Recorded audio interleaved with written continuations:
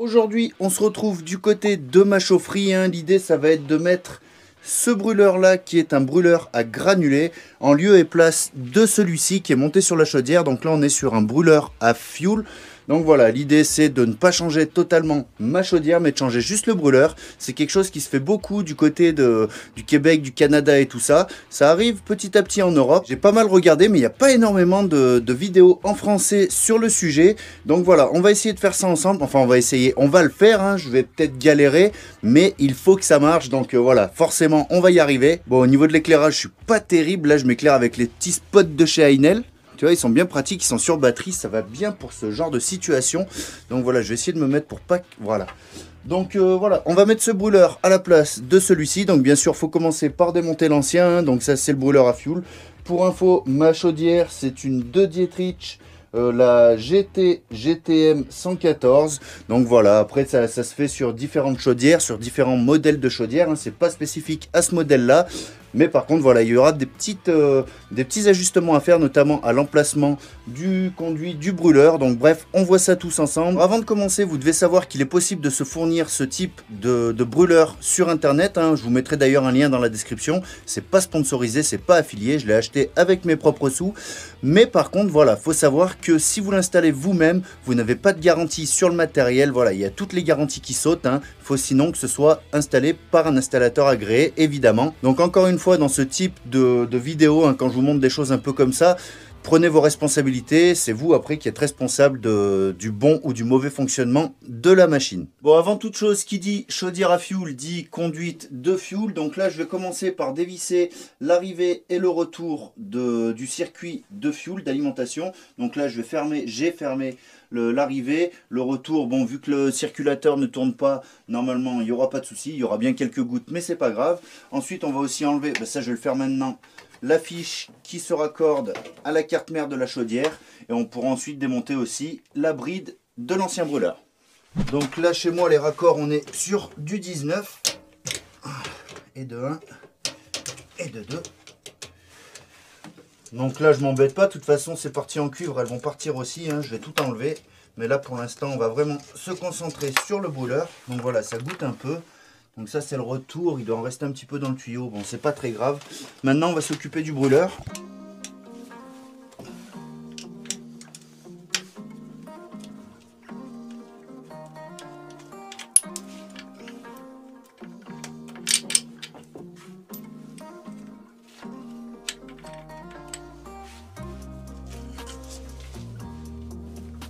Bon, maintenant je vais essayer de démonter la face. Normalement voilà, c'est juste des clips. Et là on va avoir accès à l'endroit où je vais essayer de mettre ma bride. Je pense que ça va être compliqué. Je voyais pas la porte comme ça. Bon, bah écoutez, de toute façon on va démonter, il faut y arriver, il n'y a pas de raison, on va le faire. Je vais enlever déjà les 4 vis qui tiennent la plaque isolante. Donc les vis je les garde bien, j'essaye de tout faire proprement, histoire de remonter comme ça si j'ai un souci et que ça ne fonctionne pas. Donc là je me rends compte déjà qu'il manque un vis, donc ça c'est sûrement les personnes qui font l'entretien qui l'ont paumé. Moi c'est la première fois que je démonte cette partie là. Voilà, donc là maintenant on a accès aux 4 écrous de 13 qui se trouvent ici. Donc c'est ceux-là qui vont nous permettre ensuite d'ouvrir la porte. On peut voir que c'est monté sur charnière.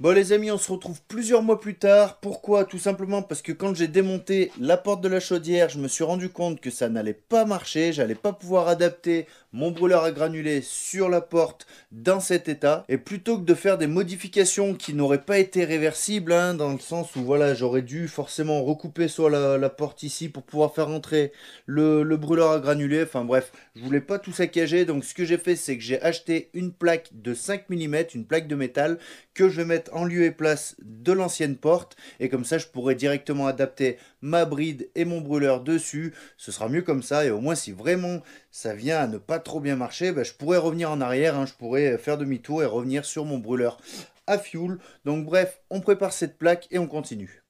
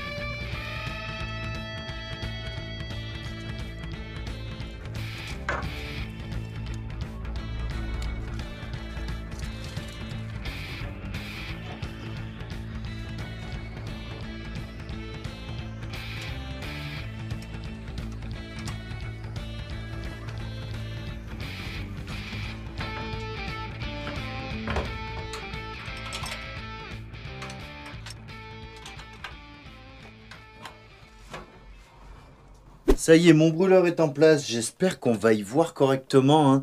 Donc voilà, le brûleur est placé. Le seul inconvénient que j'ai là au moment où je vous parle, c'est que pour le nettoyage qui va avoir lieu à mon avis toutes les 1 semaine maximum, je vais devoir démonter ma plaque complète pour aller retirer les cendres dans le foyer de combustion, hein. Parce que là, j'ai pas de trappe pour pouvoir y accéder comme ça. Bref, donc le brûleur est en place. Ce qu'on va faire, c'est qu'on va procéder à un premier allumage. On va faire un premier essai. Donc là, pour ça, j'ai simplement pris ma batterie. Je vais pas tirer mes câbles maintenant. On verra après si ça fonctionne, si c'est concluant. Sinon, ça sert à rien d'aller plus loin et de s'embêter avec tout ça. Donc pour les essais, ce que je vais faire, c'est que je vais placer la sonde de température de l'eau. Donc on va la placer à peu près ici. Ouais, vous allez rien voir. Je vous montrerai ça. Je mettrai les lumières correctement. Bref, on voit ça en vidéo. C'est parti. Je vais venir mettre ma sonde. Donc ça, c'est la sonde du bouilleur. Donc la sonde d'eau. Je vais la mettre ici. Ça, c'est mon tuyau d'alimentation de tout mon circuit en flotte. Donc voilà, je vais venir pour l'instant le fixer avec du fil de fer. Donc là, on est vraiment dans une phase de test, hein. Il faut vraiment que ce soit réversible. Mais bon, bien que ce soit une phase de test, il faudra quand même que ça tienne quelques temps. Donc voilà, là, je vais mettre déjà 1 ou 2 morceaux de fil de fer pour tenir ma sonde. Ensuite, je vais venir isoler par-dessus. J'ai du scotch alu. Je vais mettre du scotch alu, hein.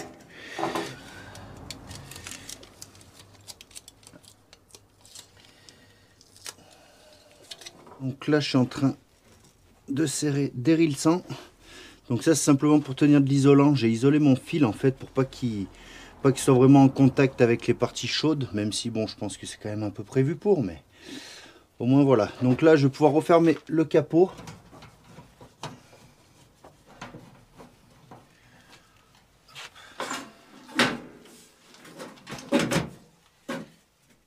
Bon, côté sonde, c'est fait, ça devrait pas bouger. Là, maintenant, on va s'occuper de mettre en place la vis sans fin. Donc, la vis sans fin, elle se présente comme ça. C'est simplement un moteur avec une vis à l'intérieur de ce tube en plastique. Dans un premier temps, pour les tests, je vais utiliser cette vieille poubelle que je vais mettre là, que je vais venir percer pour venir intégrer la vis sans fin.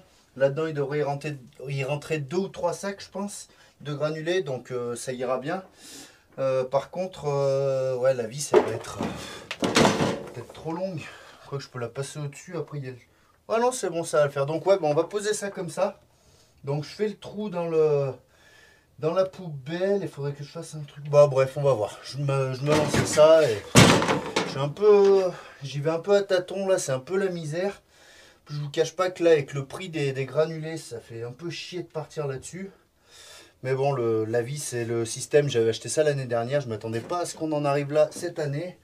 Bref, j'y ai, on va y installer, hein. Allez, on continue. Ce sera à peu près là.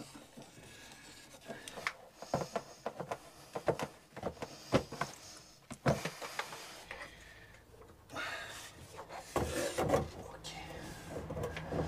Ça. Il faut que je mette une cale quand même. Là, ok. Il y a la prise qui est prévue. Ok. Là. Ok. Un correct time. Donc là, il faudra que je règle la date et l'heure.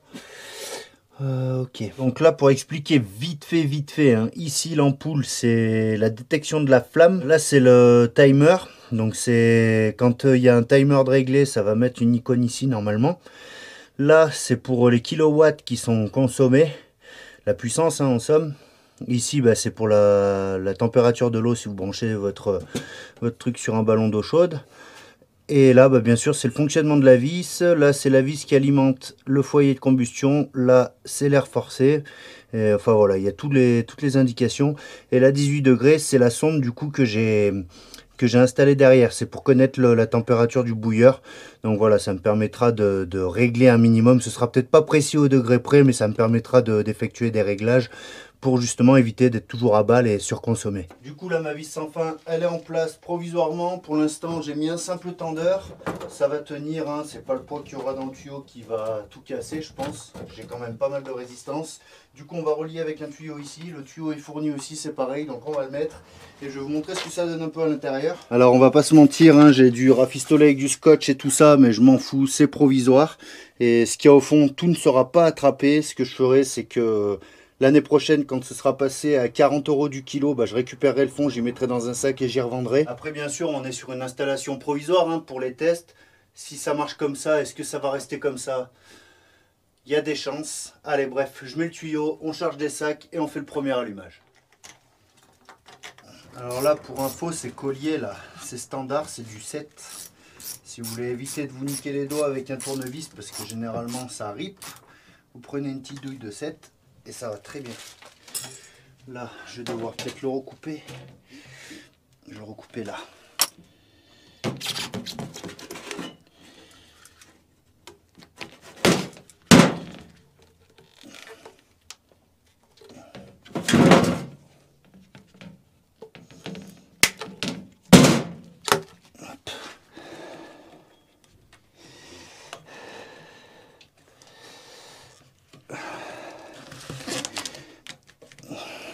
Que là, non.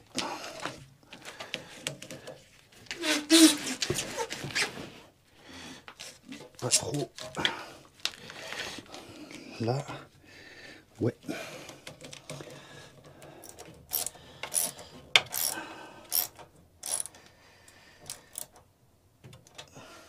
Ok, c'est en place, on va pouvoir procéder au test. Avant ça, bien sûr, je vais aller chercher quelques sacs au magasin de bricolage, des sacs de granulés. Je vais aussi en profiter pour aller à la pharmacie, prendre un petit tube de vaseline et on se retrouve après.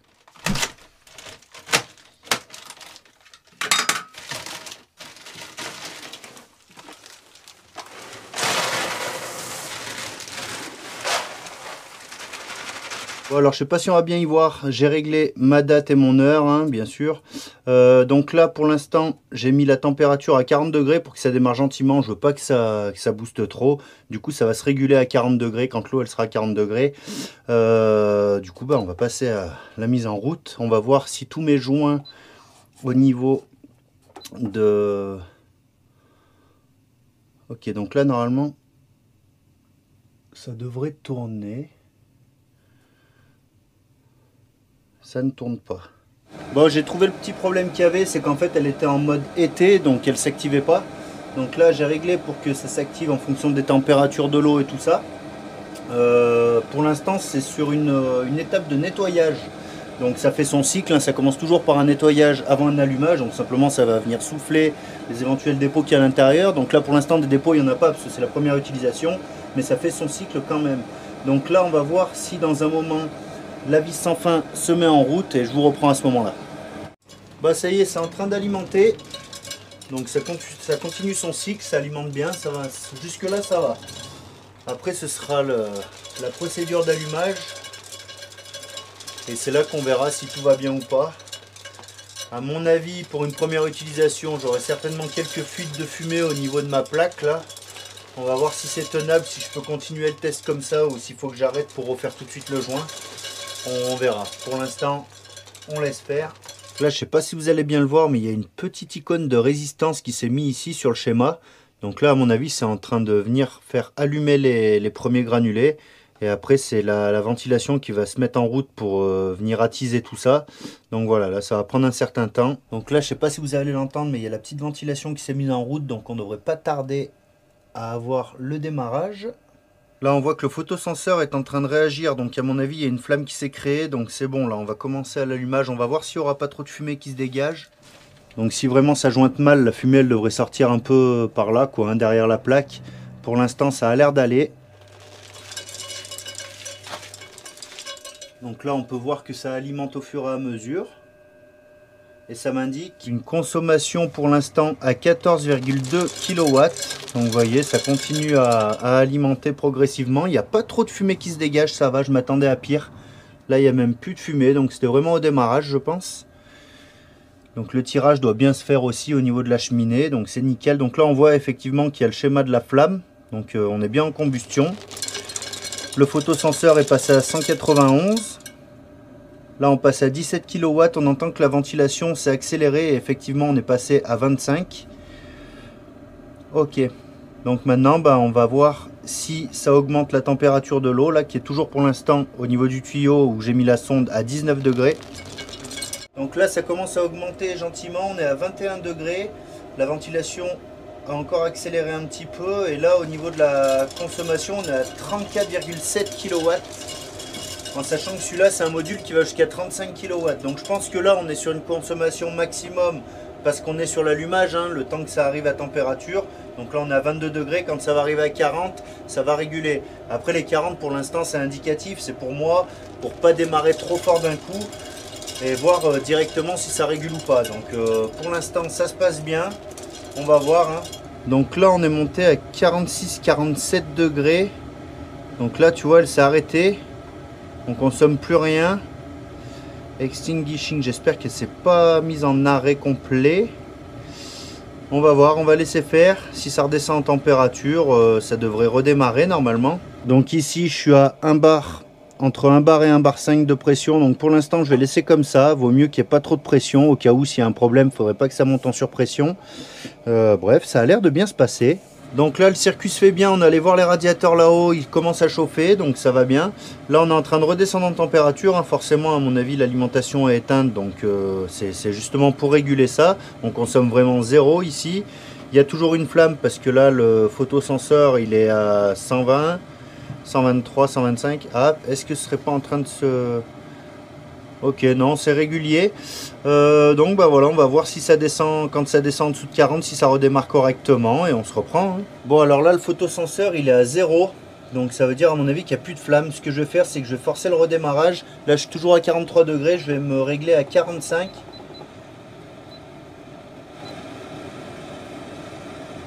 Ok, donc là, ça relance la ventilation. Par contre le photosenseur est toujours à 0. Ça alimente toujours pas plus en granulé. Ah, ça refait un nettoyage.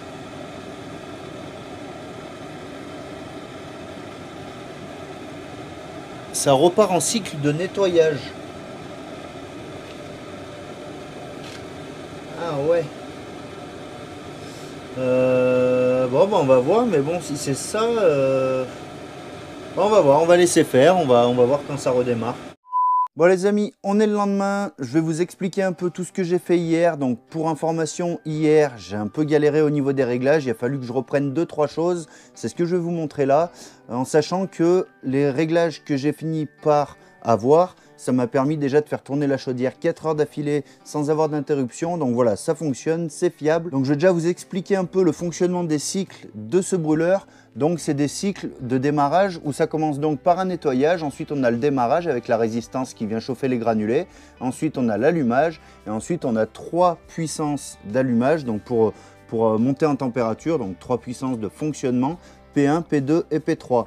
Ensuite, une fois que la température souhaitée est atteinte, on a un mode suspens et on a de temps en temps un nettoyage intermédiaire qui vient se faire entre différents cycles. Donc voilà, par défaut, les réglages pour le P1 sont de 14,2 kW. Fan, alors fan, je ne sais pas comment le traduire en français, mais en fait c'est la ventilation qui va venir attiser un peu les granulés sous la flamme. Et l'évac, ça va être l'évacuation des fumées. On a une aide à l'évacuation des fumées, donc ça aussi c'est ventilé. Donc on a en P1 14,2 kW pour un fan de 18 et une évac de 25. En P2, on a 17,1 kW pour un fan de 25 et une évacuation de 50%. Et en P3, on a 34,7 kW pour un fan de 32 et une évac de 100.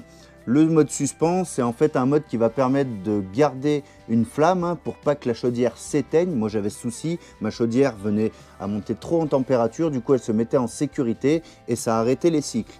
Donc le mode suspens, moi je l'atteignais pas lors de mes premiers tests, mais il faut savoir que celui-ci en fait va délivrer 1,6 kW de puissance et le fan va tourner à 8. Je sais pas, j'ai pas l'information sur la valeur d'évacuation des fumées, mais peu importe, ça reste des réglages d'usine, donc voilà, c'est équilibré. Donc en gros, moi ces valeurs-là d'usine, elles sont bien trop importantes importante pour mes besoins, pour ma chaudière. Donc il a fallu que je refasse les réglages et j'en suis arrivé ici pour un résultat optimal. Donc en P1, je suis à 5,8 kW avec un fan de 6 et une évacuation à 17%. En P2, je suis à 8,8 kW pour un fan de 9 et une évacuation à 26%. Et en P3, je suis à 11,7 kW, un fan de 11 et une évacuation de 33%. Le suspens, lui, reste le même, hein. C'est les réglages par défaut, encore une fois, qui ont été mis d'usine pour maintenir une flamme constante. Donc ça, je n'y ai pas touché. Si le brûleur s'arrêtait et se mettait en sécurité, c'est aussi parce que j'avais une valeur à ne pas dépasser de 5 degrés. C'est-à-dire que quand je demandais une température souhaitée, dès que ça dépassait 5 degrés de la température souhaitée, la machine se mettait en arrêt. Donc il a fallu que je règle ça aussi. J'ai mis une marge un peu plus grande qui est de 15 degrés en sachant que ma température souhaitée est réglée à 55. Quand elle marche sur un fonctionnement de croisière, on a une température assez stable qui jauge autour des 55 degrés. Donc ça, c'est la température prise par la sonde que j'ai installée sur le tuyau. Il faut savoir qu'en demandant 55 degrés avec les réglages d'usine, la chaudière, c'est un petit gabarit, hein, donc ça montait très vite en température, ça atteignait rapidement les 55 degrés,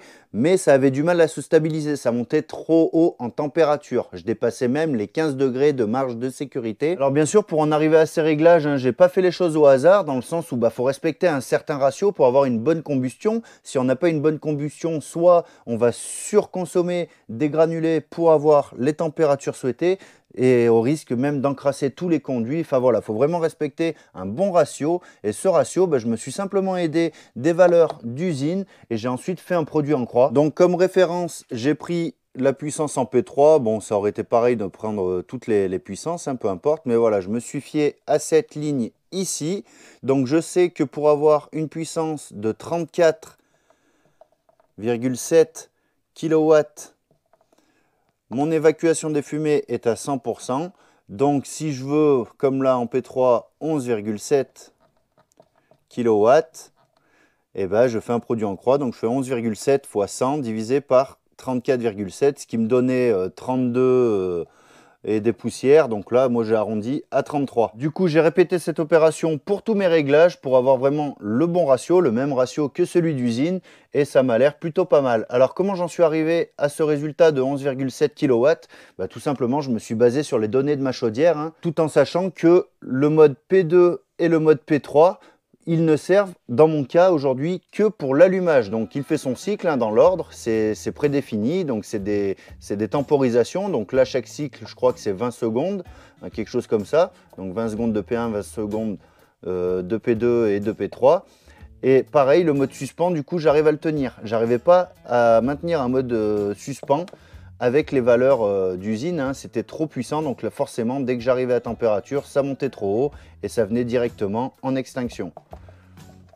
Donc là, maintenant, j'arrive au mode suspens avec ces valeurs-là, en sachant que, comme je vous le disais, ça, ce sont les cycles de démarrage, mais en fonctionnement, les modes ne varient que de P1 à suspens. Donc, c'est-à-dire qu'en ce moment, au maximum, je consomme 5,8 kW ou alors au minimum en mode suspens 1,6 kW qui sert juste à maintenir une flamme dans la chambre de combustion. Au niveau de la température souhaitée, je suis resté à 55 degrés, donc en sachant que j'ai mis une marge de sécurité de 15 degrés, donc ça veut dire qu'il peut y avoir une surchauffe de 15 degrés, donc aller jusqu'à 70 degrés.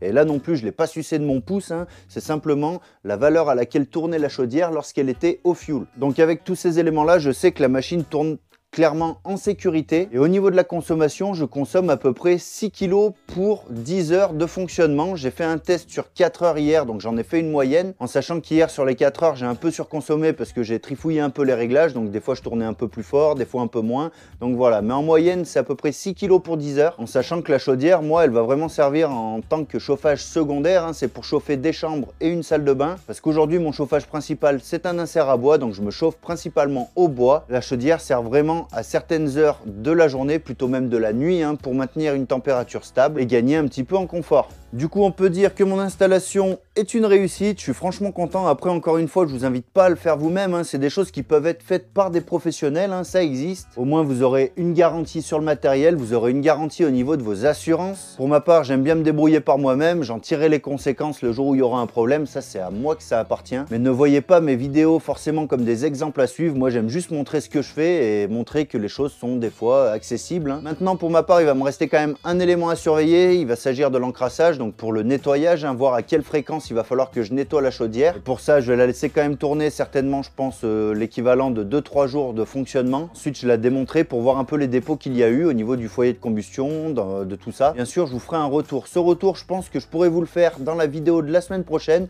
La vidéo de la semaine prochaine, on va créer des chapeaux de cheminée. Dans mon secteur, il y a pas mal de vent et au niveau surtout de mon insert à bois, c'est vrai que des fois ça refoule et à l'allumage, la fumée arrive à ressortir de la cheminée plutôt que de partir directement dans le conduit. Bon, au bout de 2 minutes, le problème n'existe plus. Hein. Dès que le conduit a chauffé, les fumées sont forcément aspirées vers le haut. Mais voilà, je vais essayer quand même de faire un chapeau pour réduire ce problème de vent. Du coup, si vous voulez ne pas rater ça, évidemment, vous pouvez vous abonner. Comme ça, vous serez mis au courant lorsque la vidéo sortira. D'ici la semaine prochaine, je vous souhaite à toutes et à tous une bonne semaine ainsi qu'un bon week-end. Et d'ici là, n'oubliez pas que le meilleur résultat est celui qui vous convient. Et tenez-vous au chaud. Ciao!